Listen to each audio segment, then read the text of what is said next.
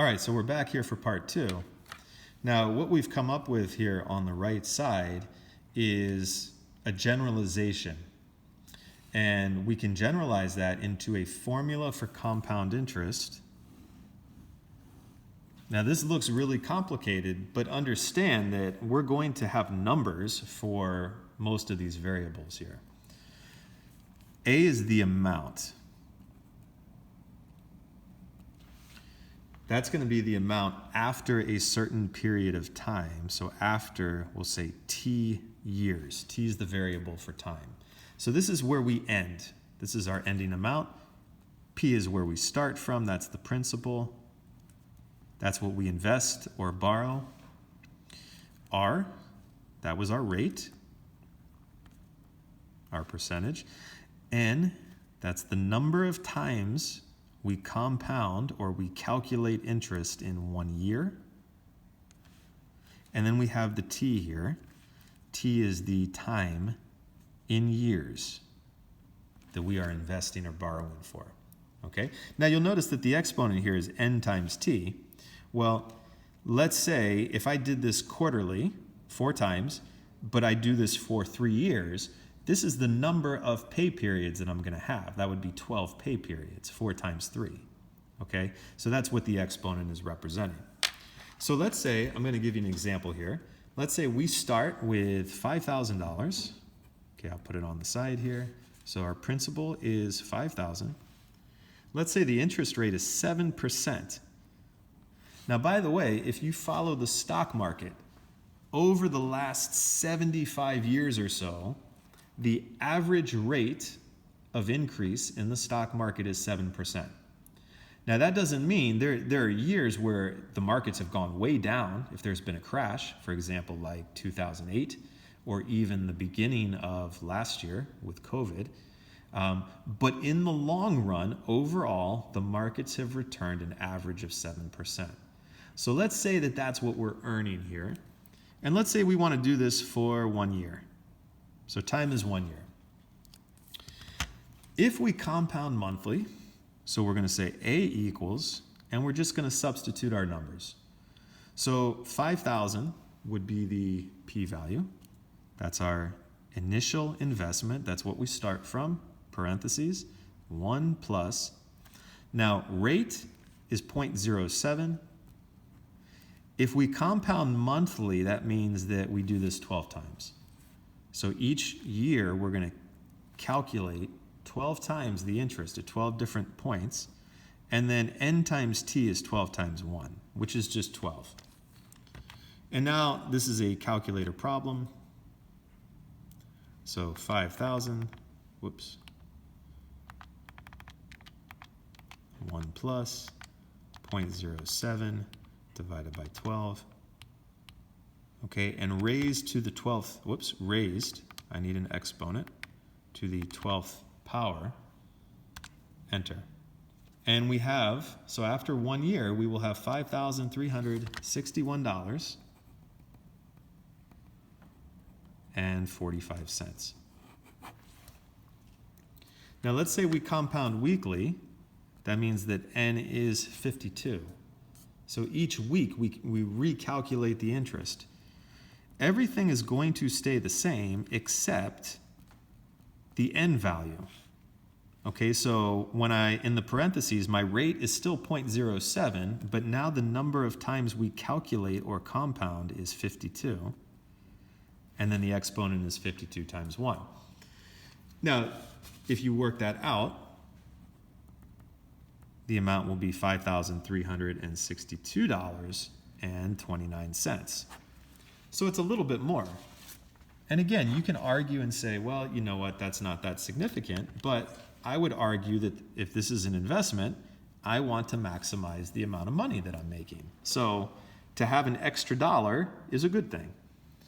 If we did this daily, so now you do 365, you go ahead and calculate this. So pause, go ahead and see if you can work this out, and then unpause and see if we get the same thing. All right, when I set it up, and I am always going to write out the formula, and I'm always going to write down the numbers, even with the calculator, I want to see everything that I have to type. I don't want to do this from my head because I'll miss something. And if you calculate that, we get $5,362.50. So again, it's a little bit more. Now, the last problem here, let's say we do this monthly over a 4-year period. Now, 4 years, that is a time. So now we're going to change not only the compounding, monthly means n equals 12, but now we're going to go for a longer period of time. So let's see, how does that affect the amount of money that we have? We're starting with 5,000, 1 plus, our rate is 7%. Now we're going to compound 12 times each year, but we're going to do this for 4 years. So the exponent is n times t, that's 12 times 4, which is 48. Okay, so using the calculator here, 5,000, 1 plus, okay, fraction 0.07 divided by 12, raised to the. Now, I can either type 48 or I can type 12 times 4, it doesn't matter. Make sure though that both of these numbers are in the exponent. On some calculators, the 4 might end up being down here, so you have to be careful with that. One thing you can do to make sure that this happens, you can put all of this in parentheses. Enter $6,610.27.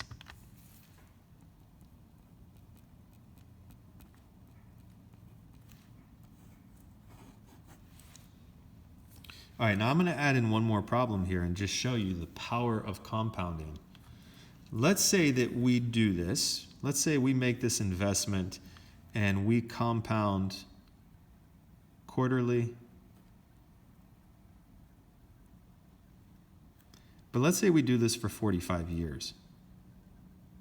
So let's say when you're 20 years old, 21, 22, you graduate from university and you decide, I've got some cash right now, I've got some money, I would like to make an investment in the market. And the idea is that I am not going to touch this investment until I retire. So like 67, let's say 66, 67. So I'm going to let it work for 45 years earning interest. All right? 5,000. So we make a one-time investment, $5,000. Again, the market over a long period of time works out to about 7%. All right, and we hope that this would continue.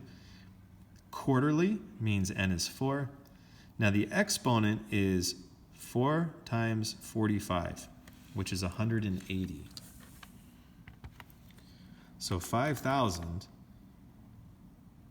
times, parentheses 1 plus, 0.07 over 4. 4 times 45 is 180. So that's the number of times that this will be calculated. Except I didn't put it as an exponent. I need to do that. There we go. 180. 113,544.